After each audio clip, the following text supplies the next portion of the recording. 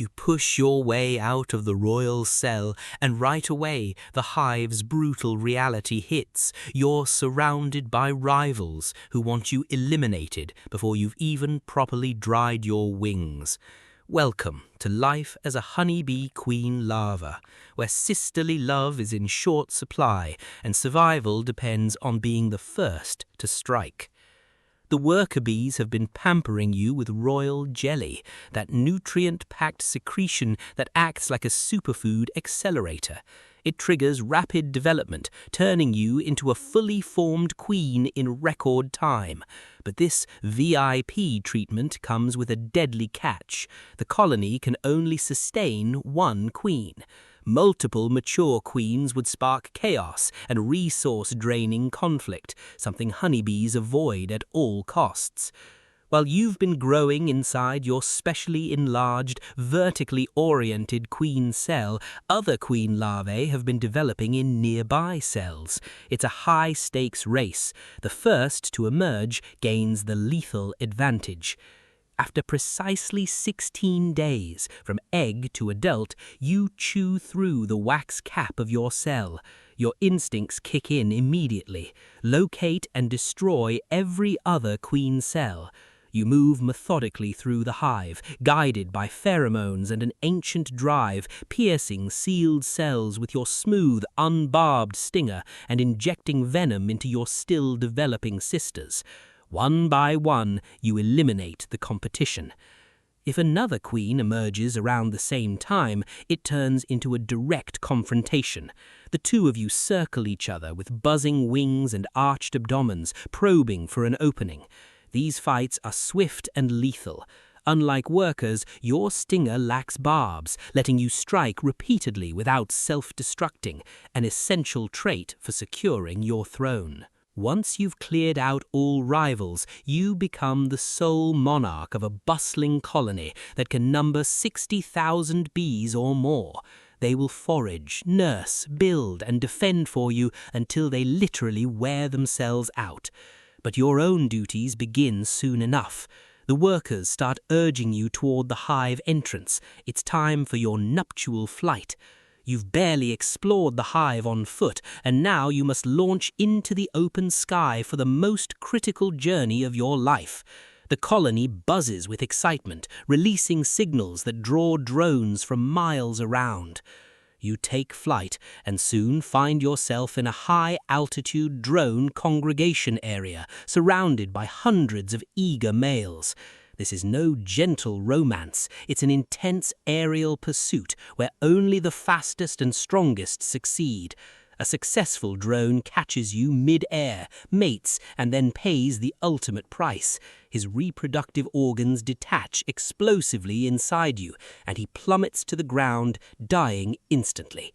You continue flying, mating with anywhere from 12 to 20 drones, sometimes more, over one or several flights.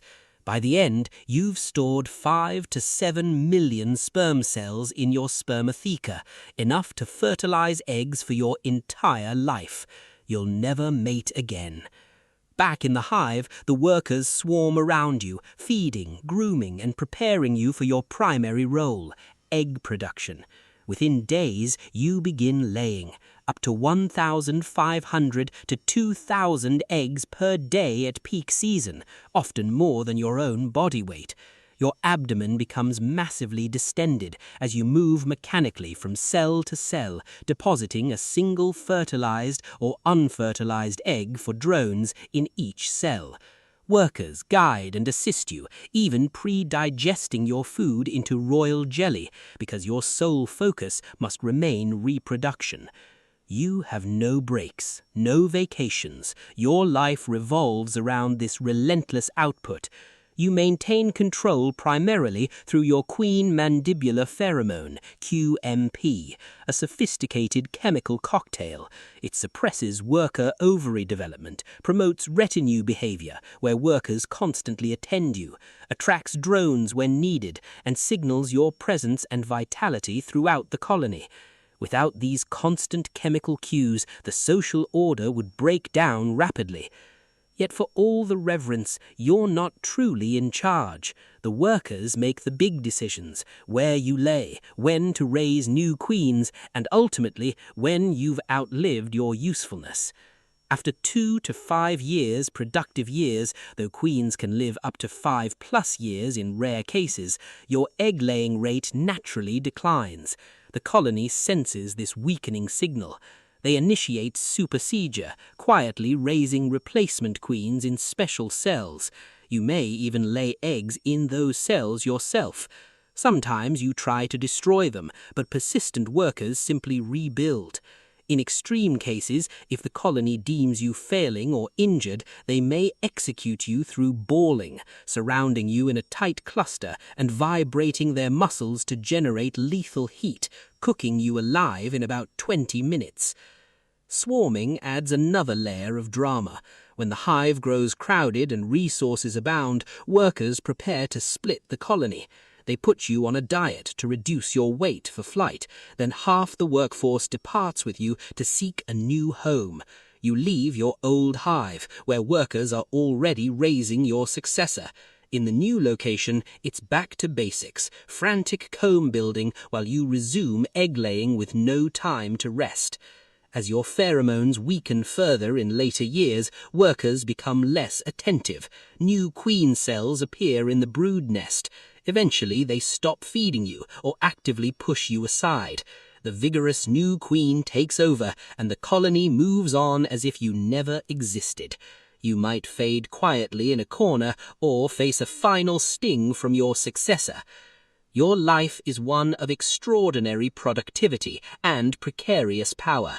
You are both the revered mother of the hive and its replaceable engine, a biological factory whose value lasts only as long as your output. The next time you hear Queen Bee used as a compliment, remember the real story, a ruler who is in many ways a captive of her own colony, destined to be overthrown by the very daughters she helped create. At least in the human world, a dip in performance usually doesn't end with being cooked by your co-workers.